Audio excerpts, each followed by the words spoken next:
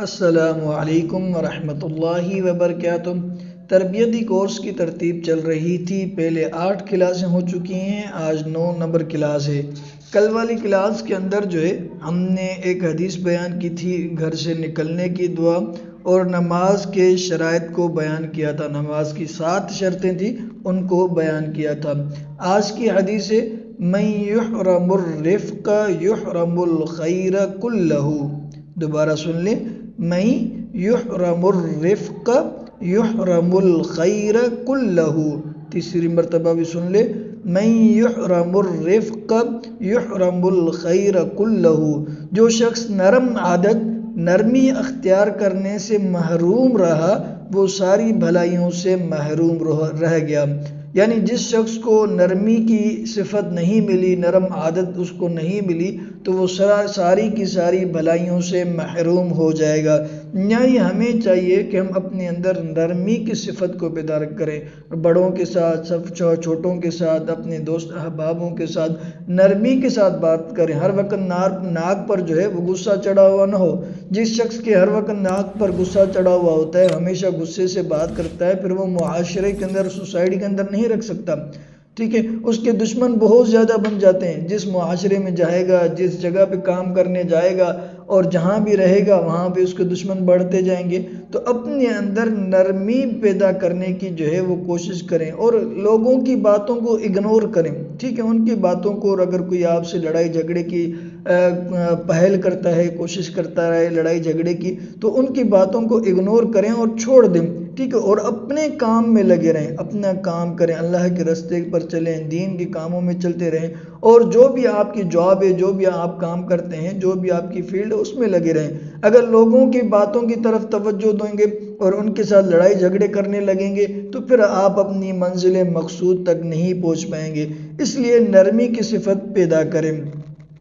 جب مسجد میں داخل ہوں تو یہ دعا پڑھیں، مسنون دعا ہے، جب مسجد میں داخل ہوں تو یہ دعا پڑھیں، اللہم افتح لی ابواب رحمتک، دوبارہ سن لے، اللہم افتح لی ابواب رحمتک، اللہم افتح لی ابواب رحمتک، اے اللہ میرے لیے اپنے رحمت کے دروازے کھول دے، اے اللہ میرے لیے اپنی رحمت کے دروازے کھول دے۔ یہ دعا اس وقت پڑھنی ہے جب مسجد میں داخل ہو، اور مسجد میں داخل ہوتے ہی پہلے دایاں پاؤں، سیدھا پاؤں وہ اندر رکھیں اور یہ دعا پڑھیں، ٹھیک ہے۔ اور آج کے مسائل اور احکام، ٹھیک ہے، کل مسائل اور احکام کے اندر ہم نے نماز کے شرائط بیان کیے تھے، 7 شرطیں بیان کی تھی کہ نماز سے پہلے کن چیزوں کا ہونا ضروری ہے، 7 شرطیں تھی، ٹھیک۔ آج نماز کے فرائض کے بارے میں پڑھیں گے، نماز کے کتنے فرائض ہیں آج وہ پڑھیں گے، ٹھیک ہے۔ پہلے نمبر پر یہ کہ تکبیر تحریمہ کہنا، تکبیر تحریمہ کرنا وہ فرض ہے۔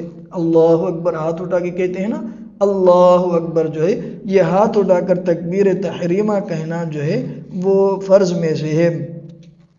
دوسرے نمبر پر یہ ہے کہ قیام کرنا، پہلے نمبر پر تکبیر تحریمہ کہنا یہ فرض ہے، دوسرے نمبر پر ہے قیام کرنا یعنی کھڑے ہونا۔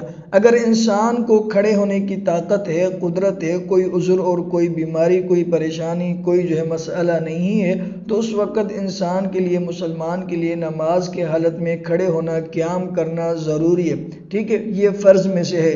اگر قیام نہیں کرے گا تو اس کی نماز نہیں ہوگی۔ لیکن یہ ان نمازوں میں ہے جو کہ فرض نمازیں ہیں یا واجب نمازیں ہیں، جیسے کہ 5 وقت کی نماز ہمارے فرائض ہیں، ٹھیک ہے، اسی طرح وتر کی نماز واجب ہے۔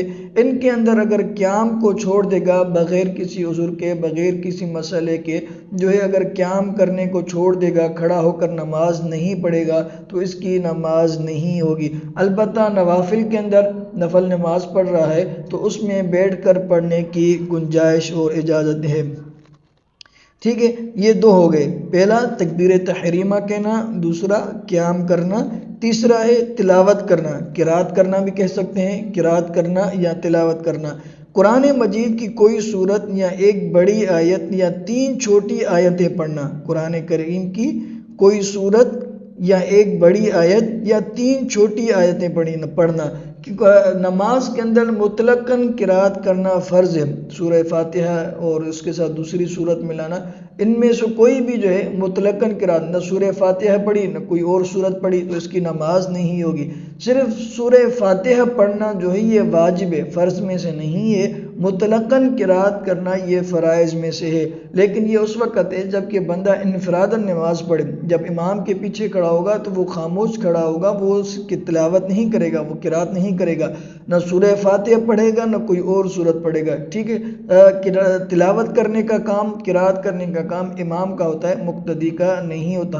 ہاں انفراداً نماز پڑھ رہا ہے، چاہے فرض پڑھے چاہے واجب سنت پڑھے چاہے نفل پڑھے یا وتر واجب نماز پڑھے، تو اس وقت قرات کرنا، تلاوت کرنا جو ہے وہ فرض ہے، لیکن سورہ فاتحہ پڑھنا وہ واجب ہے. اگر کوئی قرات بالکل نہیں کی، نہ سورہ فاتحہ پڑھی نہ کوئی اور سورت پڑھی، ایک آیت بڑی آیت یا 3 چھوٹی آیتیں یا ایک سورت، ٹھیک ہے، بالکل بھی تلاوت نہیں کی تو اس کی نماز نہیں ہوگی، اس کو دوبارہ پڑھنا پڑے گا. یہ 3 چیزیں ہو گئی: تکبیر تحریمہ کہنا، اور تکبیر تحریمہ قیام کرنا، اور تیسرے نمبر پہ قرات کرنا. چوتھے نمبر پر ہے رکوع کرنا. ٹھیک ہے، یہ رکوع کرنا فرائض میں سے ہے، اور اگر کسی کا رکوع رہ گیا، رکوع جو ہے وہ گھٹنوں پہ ہاتھ رکھ کر رکوع کرتے ہیں، تو یہ اگر کسی کا رہ گیا تو اس کی نماز نہیں ہوگی. اسی طرح دونوں سجدے کرنا، ہر رکعت کے اندر 2 سجدے ہوتے ہیں، یہ دونوں سجدے کرنا فرض ہے. کسی نے ایک سجدہ کر لیا ایک نہیں کیا تو نماز نہیں ہوگی، دوبارہ پڑھنی پڑے گی. دونوں ہی سجدے نہیں کیے تو پھر بھی نماز نہیں ہوگی، دوبارہ پڑھنی پڑے گی. چھٹے نمبر پر یہ ہے کہ آخر میں بقدر تشہد بیٹھنا. جتنی مقدار ہم پڑھتے ہیں التحیات للہ والصلوات والطیبات، یہ التحیات جو پڑھتے ہیں یہ آخر کے اندر اتنی مقدار بیٹھنا جو ہے وہ فرض میں سے، مقدار بیٹھنا فرض ہے.